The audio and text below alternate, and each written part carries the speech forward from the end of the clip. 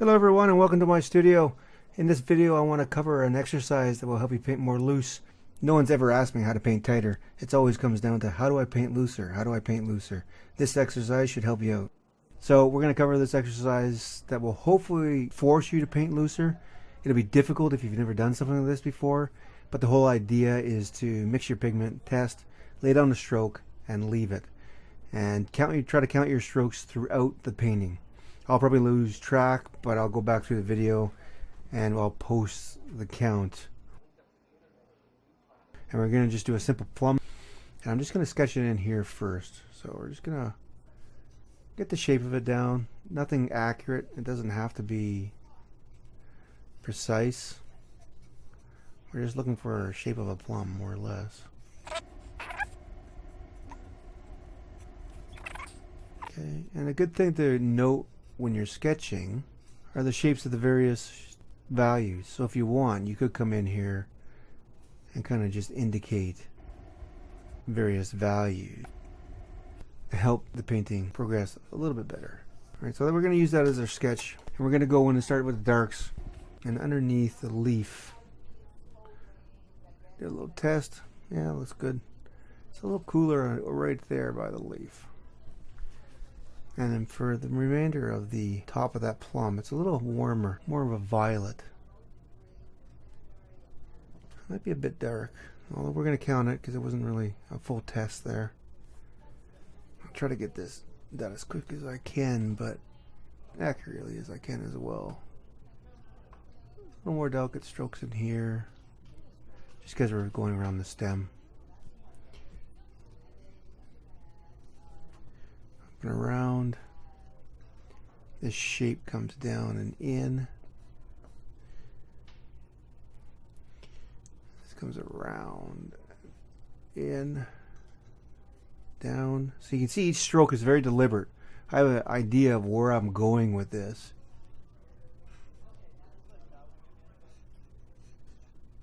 Instead of just putting paint on haphazardly.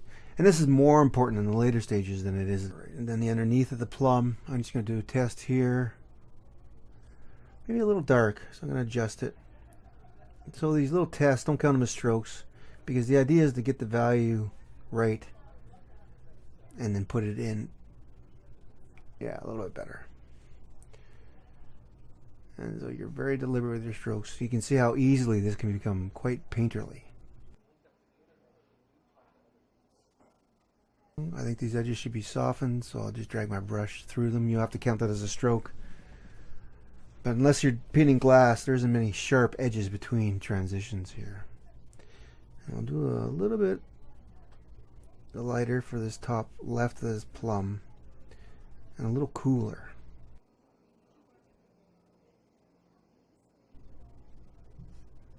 Put a stroke in to fill it in, but also to soften the edges between there as well. And this comes down like this a little bit. There we go, I like that. And we'll move into the leaf.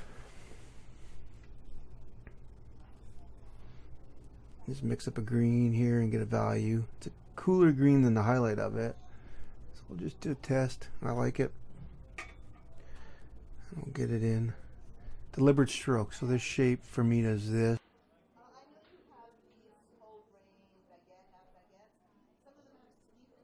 I'm going to make it a tad darker, just slightly on the top here. There we go. Next part of the leaf is up here. It's lighter than the dark, but not as light as the other part of the leaf, which we're going to do now. So this is kind of the highlight of the leaf here. Do a test. Yeah, I can live with that. And then we'll put that in. I'm going to try to do as much as I can at one time, so I'd consider that a stroke because I have deliberate control over my brush.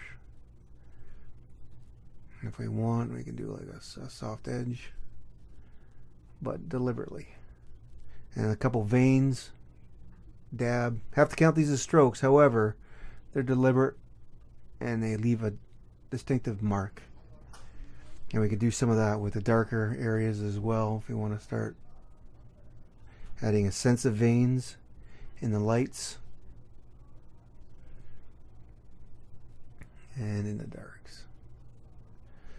Don't really need to show all the veins, probably the less the better, but an indication nonetheless. Alright, and we have some deep reds right at the base of the stem, so I'm going to put those in first. Mark there, and a mark here, and I like that value, especially coming down that crack of the plum. We still have to put in, we still have to put the highlight in. I'm going to put a little more intense red in there just so we can start to see it a little bit, get that heat. And the value is a little too dark, so I have to adjust it. Here we go. And we're going to work a bit on the crack of the plum.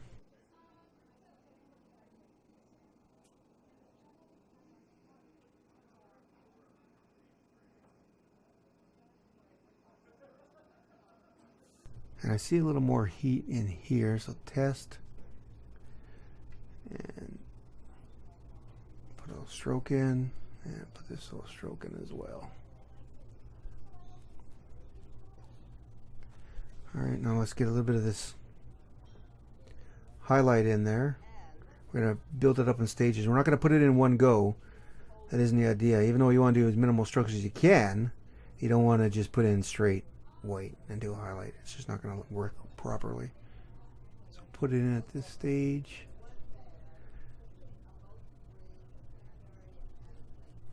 Keeping the edges soft. Right, maybe even start building it up over here a little bit. And going for a little bit lighter now. In reality, it's very rarely as bright white as you think it's going to be. So we're going to build this up a little bit more. Maybe soften it a little bit. And then we're going to go one more step. Right in there. There we go. We could put that a little bit over here as well. And I see some reflected light down here. A little dark, so I'm going to adjust it. And yes, I'll count all these strokes. Even though I'm fixing it, I am deliberately fixing it. Instead of just keep on licking to change it. And a little reflected light there. And we have a little reflected light up here. I want to get a little more chroma, I think, on this left-hand side. So I'll try to boost the intensity of that color by maintaining the same value. I'll do a test. A little more chroma. There we go. I'm just going to put that in there.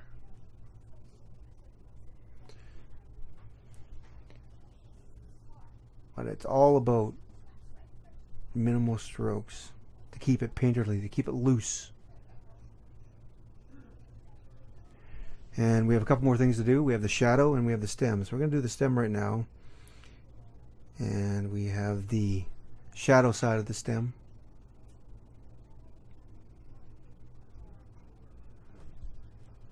A little bit more up here. And we have the half tone of the stem, which is more of the central core. I'm going to take a little bit of that off.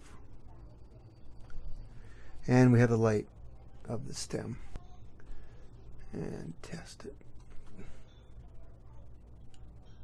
Let's do a little test first. Yeah, I like it. There we go. And then we have the bright highlight on top of the stem. But I don't want that bright highlight to compete with the highlight of the plum, of course. We'll put that on. There we go. And we have the shadow of the plum to go. That should be good. I'm just going to go direct with that now. There we go. And we're going to step down to our next value.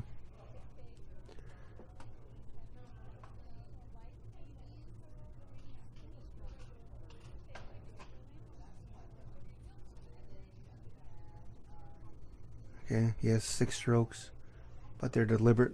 And then the lightest part of the shadow will be on the outskirts, more out here and down here and a little bit over here. Try to get that deliberate.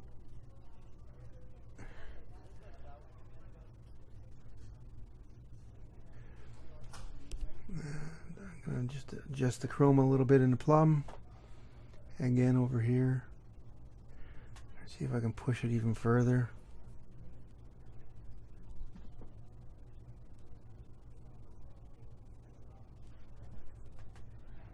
And maybe a little bit underneath. So there we have it. A Plum with minimal strokes, with the whole idea being to be more painterly. That's the entire exercise. Mix your value and your color and your temperature, test it, lay down your stroke and leave it if you can. Put down a stroke and leave it. Put down another stroke and leave it. That way you can get in the habit of deliberately putting paint on your canvas and not going back and stroking it over and over and over.